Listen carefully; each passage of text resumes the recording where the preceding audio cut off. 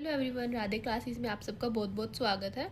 तो आज हम पढ़ेंगे बीएससी थर्ड ईयर का फिजिकल प्रॉपर्टीज़। ठीक है, फिजिकल एंड केमिकल प्रॉपर्टीज़ दोनों को स्टडी करेंगे।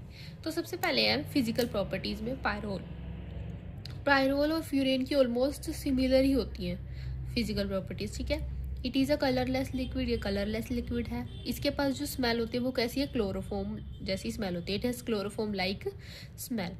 It is insoluble in water, ये वाटर में नहीं घुलता है, but soluble in organic solvent. But organic solvent जैसे ईथर और अल्कोहल में ये घुल जाता है, इजीली सोल्यूबल हो जाता है। फ्यूरेन भी कलरलेस लिक्विड है, इसके पास भी क्लोरोफॉर्म जैसी स्मेल है और ये भी इनसोल्यूबल है वाटर में, बट सोल्यूबल है ऑर्गेनिक सोलवेंट जैसे ईथर और अल्कोहल में ये सोल्यूबल होता है। ठीक है, तो ये हमारे पास फिजिकल और फिजिकल प्रॉपर्टीज होगी पायरोल और फ्यूरेन की। अब हम पढ़ते हैं केमिकल प्रॉपर्टीज। केमिकल प्रॉपर्टीज में भी ये सेम है, बस थोड़े बहुत डिफरेंसेस है। ठीक है, तो अगर आप इनको नोट कर लेंगे तो हो जाएगा आपका कवर। देखिए, केमिकल प्रॉपर्टीज में जैसे सबसे पहले क्या है, क्लोरीनेशन, ब्रोमिनेशन और आयोडाइनेशन।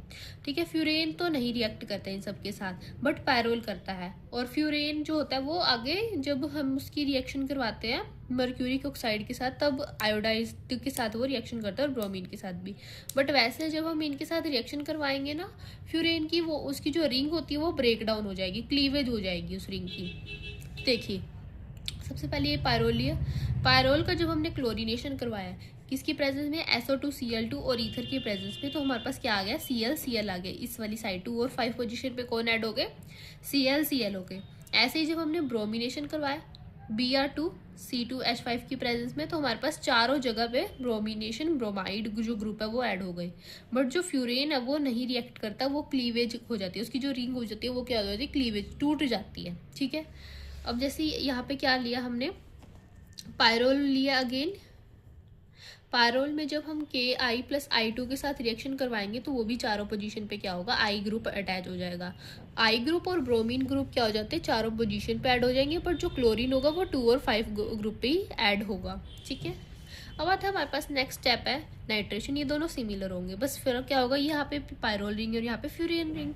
पायरोल रिंग में क्या होगा, HNO3CH3O CO2O ग्रुप होएगा। इसमें भी सेम रिएजेंट लेंगे, HNO3CH3CO2O। ठीक है, दोनों में सेम ग्रुप होगा। NHO, अब यहाँ पे क्या लग जाएगा, नाइट्रेशन, NO2 ऐड हो जाएगा, तो ये हमारे पास क्या हो गया, नाइट्रेशन हो गया।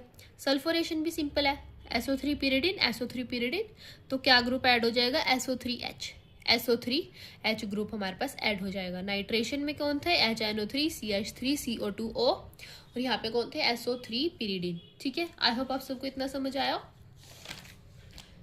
अब हमारे पास है Friedel Crafts acylation. Friedel Crafts acylation में कौन से ग्रुप लेते हैं, CH3CO2OCN तो इसमें कौन सा ग्रुप हो जाता है ऐड, CO, यहाँ से स्टार्ट करेंगे, COCH3 उल्टा ऐड होएगा। ठीक है, पायरोल के लिए ये है, फ्यूरेन के लिए भी ये है। और फ्यूरेन के लिए बस एक थोड़ा सा डिफरेंस है, यहाँ पे BF3 ईथर एक्स्ट्रा लग जाते हैं और COCH3 लग जाता है। ठीक है, तो ये हमारे पास क्या होगी, फ्रीडल क्राफ्ट एसाइलेशन, जिसमें COCH3 होगा दोनों पोजीशन पे, SnCl4 BF3 ईथर होगा। यहाँ पे एक और रिएक्शन है फ्यूरेन की, जिसमें क्या होता है, R ऐड हो जाएगा, कौन, अल्कली ग्रुप ऐड हो जाएगा, RCl प्लस SnCl4 ऐड होगा। ठीक है, RCl प्लस SnCl4। ठीक है, इतनी समझ आई आपको। अब हम करेंगे कोल्ब रिएक्शन। याद रखिएगा, जो कोल्ब रिएक्शन होती है उसमें कौन ग्रुप ऐड होता है, COOH क्या होगा, COOH। और जो गेटरमैन रिएक्शन होती है, रीमर टीमन होती है, उनमें कौन होता है, एल्डिहाइड ग्रुप अटैच होता है। ठीक है, अब ये पायरोल के साथ करेगा CO2 in the presence of heat. यहाँ पे कौन ऐड हो गया, कार्बोक्सिलिक एसिड ऐड हो गया। ठीक है, बट जो फ्यूरेन है वो उसके साथ थोड़ी सी कॉमन नहीं है, ये रिएक्शन फ्यूरेन के साथ थोड़ी सी डिफिकल्टी में होती है, बट बनता तो है फ्यूरोइक एसिड उसमें भी, बट इतना नहीं बनता। ठीक है, जैसे ये सिंपल डायरेक्ट बन गया।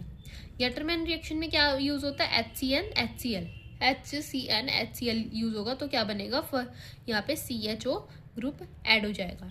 ठीक है, तो क्या क्या इस पेज पे हमने क्या क्या किया, फ्रीडल क्राफ्ट एसाइलेशन जिसमें CH3CO2 SnCl4 लग जाता है, CH3CO ऐड हो जाएगा, ठीक है। यहाँ पे भी COCH3 ऐड हो जाएगा, वही सेम रिएजेंट है।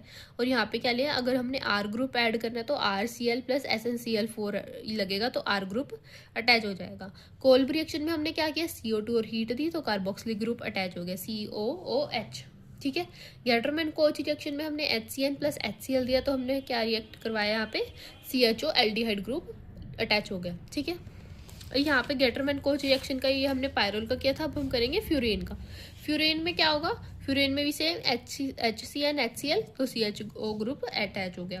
रीमा टीमन करेंगे, इसमें भी कौन यूज होता है, CHO group aldehyde group attack करेगा पायरोल के साथ NHCHCl3KOH, कौन CHCl3KOH होगा तो CHO ग्रुप अटैच हो जाएगा, कौन सा CHO, ये कौन सी है, रीमा टीमन, CHCl3KOH, ठीक है। इनके रिएजेंट्स इंपॉर्टेंट है, ये याद रखने पड़ेंगे आपको।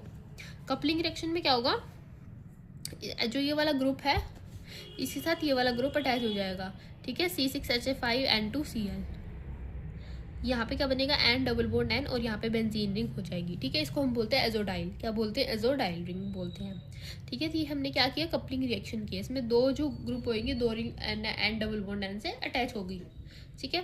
तो रीमा टीमन में CHCl3KOH है, ठीक है। कोल्ब रिएक्शन में हमारे पास क्या था, CO2 हीट थी, उसमें कार्बोक्सिलिक एसिड ऐड करवाया था। और गेटरमैन में हमने क्या रिएक्ट करवाया, HCNHCl, ठीक है। और कपलिंग में C6H5N2Cl ग्रुप ऐड करवाया, ठीक है। आई होप आप सबको समझ आया हो। हमारे पास यहाँ पे कवर हो गई है electrophilic reactions, chemical property, pyrrole और फ्यूरेन की दोनों, ठीक है। तब तक के लिए थैंक यू, और मेरे चैनल को लाइक शेयर सब्सक्राइब जरूर करें। Thank you so much.